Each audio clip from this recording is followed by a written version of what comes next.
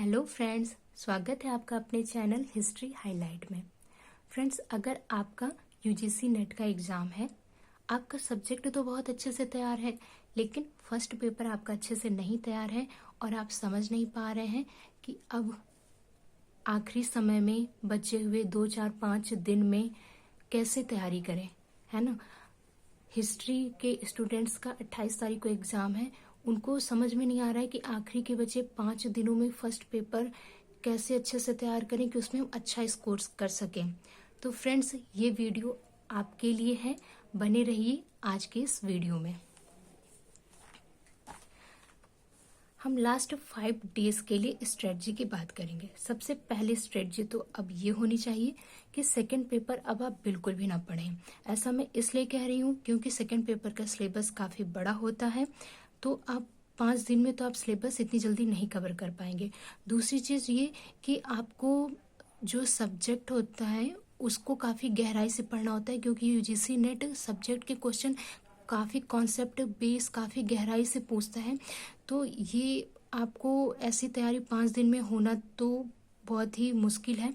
तो ये अब मुश्किल क्या, नामुमकिन ही मानिए। तो ये अब आप बिल्कुल भी अपना सब्जेक्ट या सेकंड पेपर ना पढ़ें, बल्कि जो टाइम है आपके पास उसको आप 2 4 5 दिन जो भी टाइम है उसको आप यूज़ कीजिए, फर्स्ट पेपर को दीजिए। अगर आप फर्स्ट पेपर को आप वही टाइम देंगे ना, तो आप देखेंगे आप एग्ज़ाम में ज़्यादा अच्छा स्कोर करेंगे। क्यों? क्योंकि फर्स्ट पेपर का सिलेबस कम है, तो आप उसको जल्दी सिलेबस को कवर कर सकते हैं। इसलिए आप सेकेंड पेपर अब बिल्कुल ना पढ़ें, पूरा टाइम फर्स्ट पेपर को दीजिए। दूसरी चीज़, फर्स्ट पेपर के लिए रोज़ आप 2 से 3 प्रीवियस ईयर पेपर सॉल्व कीजिए। प्रीवियस ईयर पेपर सॉल्व करने से फ्रेंड्स आपको बहुत फ़ायदा होता है। एक तो आपको एग्ज़ाम का पैटर्न समझ में आता है, लैंग्वेज समझ में आता है, किस तरह से कहाँ से क्वेश्चंस बन रहे हैं ये समझ में आता है। तो इसलिए आप प्रीवियस ईयर पेपर डेली 2 तो ज़रूर ही सॉल्व करें। और प्रयास ये कीजिएगा कि सुबह जो आप 2 पेपर सॉल्व कर रहे हैं, शाम को आप उन्हीं 2 पेपर को रिवीजन कर लीजिए, मतलब एक बार फिर से लगा लीजिए। इससे आपको सॉलिड वो चीज़ें तैयार हो जाएंगी और आपका कॉन्फिडेंस भी बढ़ जाएगा। तीसरी चीज़ मैं कहूँगी कि अब क्या है कि कम समय बचा है एग्ज़ाम में, एग्ज़ाम तो चल ही रहे हैं, तो लास्ट टाइम में अब केवल स्कोरिंग टॉपिक्स पढ़ें। ये नहीं कि आप वो लेंदी बोरिंग टॉपिक पढ़ रहे हैं जिनकी लैंग्वेज बहुत टफ है, आपको समझ में नहीं आ रहा है। तो आप ऐसे टॉपिक्स नहीं पढ़ें जो आपको नहीं समझ में आ रहे हैं, बिल्कुल ना पढ़ें आप ऐसे टॉपिक्स। जो आपको लगता है कि आपको समझ में आ जाएंगे, आपने पहले के कभी पढ़े हुए हैं, तो उन्हीं टॉपिक्स को पढ़ें। ठीक है। अब मैं कुछ स्कोरिंग टॉपिक्स की अब मैं बात करूंगी। स्कोरिंग टॉपिक्स से पहले मैं आपको ये बता दूं कि ये देखिए प्रीवियस ईयर पेपर ये हैं, ये सॉल्व्ड पेपर्स हैं। इनको आप पेपर्स को आप लगाइए, डेली 2 पेपर्स आप लगाइए, आपको बहुत हेल्पफुल रहेंगे। एक तो आपको लैंग्वेज समझ में आती है ना, तो उससे आपको एग्ज़ाम हॉल में आपको दिमाग इतना बोझिल नहीं होता, आपको इतनी परेशानी नहीं होती है लैंग्वेज को टैकल करने में, है ना। क्योंकि लैंग्वेज कुछ टफ होती है इनकी, है ना। तो आप इनको जरूर, पेपर को जरूर आप सॉल्व करें, आपको बहुत फ़ायदा मिलेगा। देखिए जैसे दिया है समुनुदेशन, तो आप ऐसे क्वेश्चंस को अगर आप सॉल्व नहीं करेंगे ना, तो आप एग्ज़ाम हॉल में जाके आप घबराहट आपको होने लगेगी, आप परेशान हो जाएंगे। तो आप ज़रूर पेपर तो आप ज़रूर ही सॉल्व कीजिए। ठीक है। अब बात करते हैं स्कोरिंग टॉपिक्स क्या है। लास्ट 5 डेज में कौन से टॉपिक्स पढ़ के आप अच्छा स्कोर कर सकते हैं, तो मैं आपको ऐसे 5 टॉपिक्स बता रही हूँ। देखिए सबसे पहला टॉपिक है टीचिंग एप्टीट्यूड, दूसरा टॉपिक है रिसर्च एप्टीट्यूड, तीसरा है मैथ एंड रीजनिंग का, चौथा है डीआई का, और 5वां है ये इन्वायरमेंट का सेक्शन। ये 5 टॉपिक अगर आप अच्छे से कर ले रहे हैं, ठीक है, पढ़ लेते हैं इस समय ये, क्योंकि इन टॉपिक से बहुत अच्छे क्वेश्चंस आते हैं और हर बार ऐसे क्वेश्चन आते हैं कि अगर आप पढ़ लेंगे तो आप टैकल कर लेंगे। और जो बाकी टॉपिक हैं, जैसे कि आपको एक बात बताऊं, जैसे ये गद्यांश वाला टॉपिक है, इसमें एक पैराग्राफ जो पूछा जाता है उसके लिए आप क्या पढ़ेंगे? आप बताइए, आप उसके लिए क्या पढ़ेंगे? उसमें आपको कुछ भी नहीं पढ़ा। अगर आप प्रीवियस ईयर पेपर लगा रहे हैं तो आपका गद्यांश आपको तैयार है, वो तो आपको रियल टाइम में आप कैसा आप समझ पा रहे हैं, कर पा रहे हैं, उस पे आपका माइंड प्रेजेंस पे, आपका प्रेजेंस ऑफ माइंड पे आपका ये ज़्यादा ही निर्भर करता है कि आप कैसे करते हैं। तो आप 5 टॉपिक को मैं कहूँगी कि इन टॉपिक से क्वेश्चंस आप आराम से 5 दिन में, अगर आपका 28 तारीख को पेपर है जो जिन लोगों का हिस्ट्री का है, तो आप डेली एक एक टॉपिक, 5 में से एक एक टॉपिक पढ़िए, प्रीवियस ईयर पेपर लगाइए, आप बहुत अच्छे से एग्ज़ाम कर लेंगे। अब जिनका एग्ज़ाम 2 दिन बाद है ना, उनके लिए बात करते हैं कि वो कौन कौन से टॉपिक जल्दी जल्दी से पढ़ लें, उसकी बात करते हैं, है ना।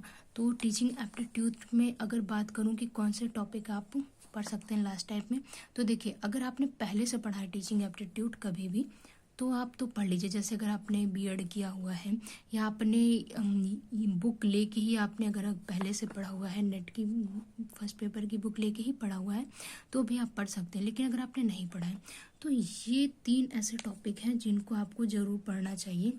स्वयं प्रभा और मूक्स, ये 3 टॉपिक आपको ज़रूर पढ़ना चाहिए। ठीक, उसके बाद मैं बताऊं तो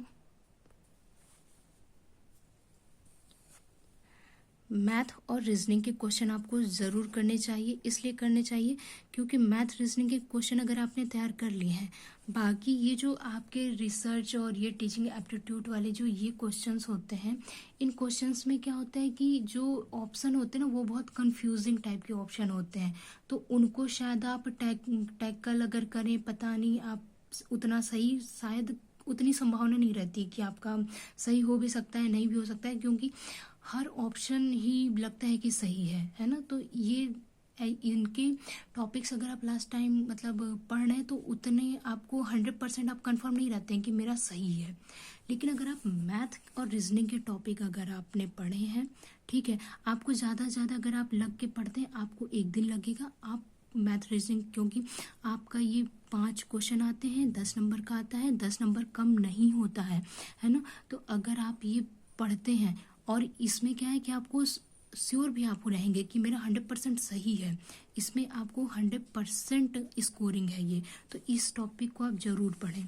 ठीक है, इसमें जिनके मैथ वीक है, मैं उनको भी कहूँगी कि आप पढ़ सकते हैं, कर सकते हैं, क्योंकि कक्षा 8 तक तो आपने पढ़ा ही है ना मैथ।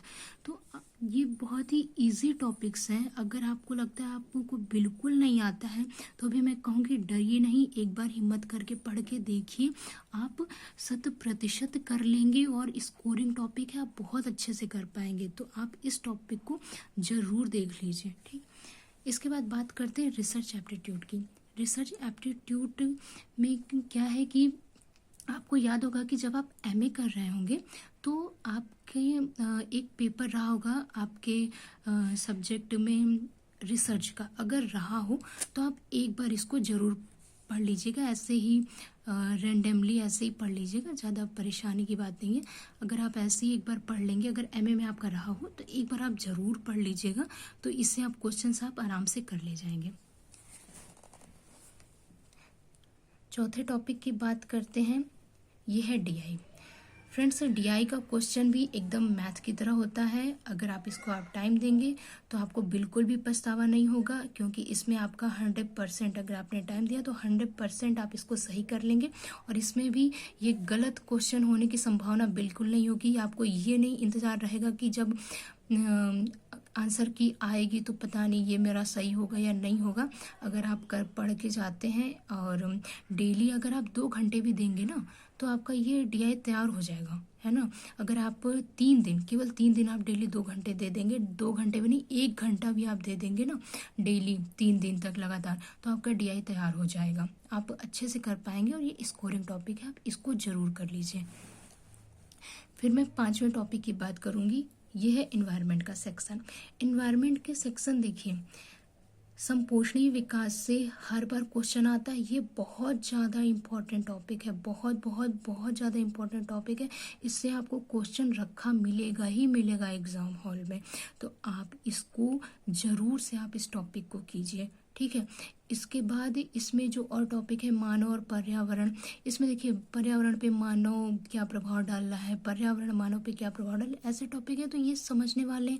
और ये क्या है कि हम कक्षा 12 तक तो हम पढ़ते ही होते हैं ना, इन्वायरमेंट के कुछ ना कुछ टॉपिक्स हम पढ़ते होते हैं, तो इतनी हमारी समझ होती है। अगर आप पढ़ेंगे तो आप ये कर ले जाएंगे, जैसे कि वायु प्रदूषण, जल प्रदूषण, मृदा प्रदूषण, ध्वनि प्रदूषण, ये नए टॉपिक नहीं है आपके लिए, आपने इनके बारे में कभी ना कभी जरूर पढ़ा है, तो आप इनको कर लेंगे। तो इस टॉपिक को आप पढ़ लीजिए। इस पूरे सेक्शन में मैं बस एक चीज कहूँ, मानव स्वास्थ्य पर प्रदूषकों का प्रभाव, बस ये एक ऐसा टॉपिक है जो थोड़ा सा आपको परेशान कर सकता है, तो आप चाहे तो इसको छोड़ सकते हैं। वैसे इससे एक क्वेश्चन बनता जरूर है, लेकिन आप इसको छोड़ सकते हैं, है ना। लेकिन अगर आप पढ़ लीजिए तो बहुत अच्छी बात है ना। और इसके बाद ये कि ऊर्जा के जो स्रोत हैं, ये सारे टॉपिक हमने कभी ना कभी जरूर पढ़े होते हैं, तो इन सारे टॉपिक्स को जरूर पढ़ लीजिएगा। ये 5 टॉपिक मैंने आपको बताए कि आप जरूर पढ़िए अगर आपको एग्ज़ाम में अच्छा स्कोर करना है। तो इस बुक की बात करें तो ये बुक है फ्रेंड्स KVS मदान की, है ना, मदान की आती है, ये पियर्सन पब्लिकेशन की आती है ये बुक। तो ये बुक अगर आपके पास नहीं भी है तो आपको अब परेशान होने की ज़रूरत नहीं है कि अब जिनका 2 4 5 दिन एग्ज़ाम का बच्चा है उनको मैं तो नहीं कहूँगी कि आप बुक लो। जो भी आपके पास बुक है, जो भी मैंने 5 सेक्शन आपको बताए हैं, आप उन 5 सेक्शन को पढ़ लीजिए, प्रीवियस ईयर पेपर कर लीजिए, डेली 2, आपका फर्स्ट पेपर बहुत अच्छा जाएगा।